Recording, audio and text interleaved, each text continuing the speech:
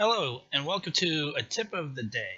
Today, I plan on giving you a tip for programming. I plan on doing one tip at least once a week.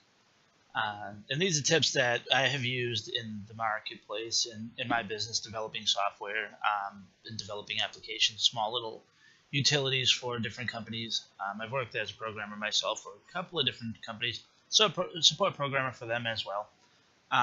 So pretty much what I do for myself is I like to develop tips and then keep them and then use those tips whenever I think about a new product or a new project that is put in front of me. So one of my biggest tips that I've always used, and I see a lot of people in the industry doing this. In college, you'll learn about the System Development Lifecycle (SDLC), and you'll learn that inside the development lifecycle, is specific steps to take. Um, Generally, when you approach a company and you start working for a specific company, they already have an idea of what the database language is going to be, whether it's SQL, DBMS, or MySQL, anything like that. They already know what that is, and they already have an idea of what type of code, what language they want the program written in, whether it's going to be VB6, VBNet, C Sharp, Java, whatever. But sometimes you'll approach a project where it's open. As a developer, we love these projects. We love it when our customers come to us and say, "Just make it," and we go, "What language?" And they go, "Well, we don't care. Just give us a product." And we're like, "Oh, you guys are so nice. Thank you." So the biggest question is exactly that. What language? Where do we start? What do we do to start? And I am not perfect by no measures, and I know I'm not perfect. I'm not claiming to be perfect at all, but I'm going to tell you exactly how I do it. The easiest way that I do it is I think about this. I think of, first off, what is the goal, and what are we achieving, and then which way do we want to get there? Do we want to get there the long way, or do we want to get there the short way?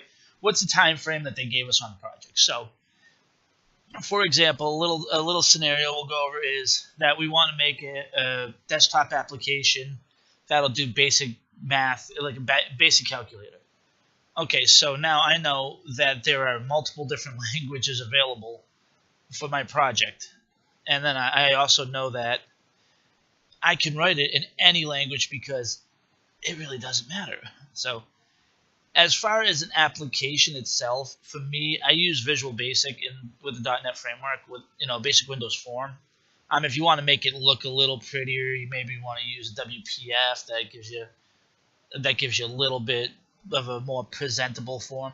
But then again, as I said, what I usually do is I'll develop the actual application, and then I'll send it off to like a graphics design team and let them make it look prettier. So it's something where I like to separate with my work is the coding and the development from the graphic side.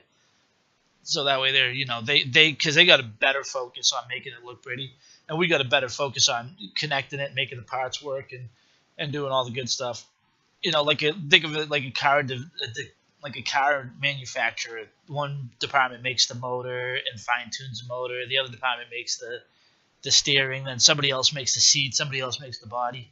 Think of developing an application in that method, in that form, and you'll find that it's a lot easier, and that in the long run it's easier to develop the application because you separated out the pieces, and you're not trying to do 10 different pieces at once. You're doing them 1, 2, 3, 4, 5, and generally with an application we can get a prototype done anywhere from 1 week to 1 month, and then send it out to the graphics team, and they'll take them maybe a couple of days to get the graphics looking good.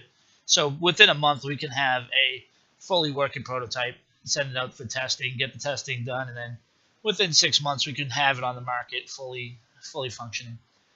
So again, the back to the which language do we choose is the real question here, and that's always a question at the beginning. So for me, the way that I like to define languages is I think of it this way: if I really want to interact with the hardware, then I'll think about using C# over Visual Basic. If I'm not really interacting with the hardware and I'm just looking for straight coding, database stuff, real connective, very basic stuff that anyone else can do, then I'm going to go with Visual Basic, because Visual Basic to me is just, it's a cleaner language. It's easier. There's not as much typing involved. And when I say not as much typing involved, I mean it this way, because when we do, if we do a sub, then we do system.console.write hello, for instance. And what this will do is this will just write it to the console, and then we do end sub. So if I did this in C#, it would be something like void, J, and then we'd have to open this, close it down here, and then go system.console.write. I know this caps and stuff like that, but that's all right. This is just an example. Hello. And see, inevitably, you're adding. We do have the beginning and the end. We have the beginning right here. But we also have extras there, and there. So it's a little less typing. And I don't know, for me, I find Visual Basic a little easier to understand and faster. So that's why I like to do a lot of the basic stuff. If I'm going to create a basic forms, I'll create it in VB. You do get the whole .NET backing, so .NET is really, really a powerful tool that Microsoft has worked on. You also do get the whole LANC piece to it, and you get the NuGet platform, so you can get all different types of packages and everything from NuGet, whatever you may need. And that works for C# as well as Visual Basic, so you can pull in different classes, you can pull in all kinds of great stuff in either of these two languages. It's just that for me, the way that I was taught back in the day was that if you really want to get downright dirty with the hardware, you go with C#, because C# has better hardware and hardware driver integration. Where Visual Basic has just better and easier cross-platform and UI type of development. So that's pretty much my tip for the day. Is when you think about developing an application, really think about what the goal is, and think about how you want to get there, what path you want to go on, and just use that as a guide. Use that C as like a more hardware focused. Where Visual Basic will do the same exact thing, because code is code. It's like any language over in Europe. I mean, they differ, but not that much. It's the way you structure a sentence. It doesn't matter whether you say door this way, you say door that way. It's still a door. And that's the same thing with programming. It doesn't matter if you get to it using this path or you get to it using that path. All that matters is that you get to it. So when you think about developing an application, and the very first one is, what language do we use? I generally stick with the idea of C# is more hardware based, and Visual Basic is more software based. So that's the way I go. So if you have any comments, questions, please post them below in the comment section. Like this video if you like it. There'll be more coming up, and we'll have some more tips for you. Thank you for listening.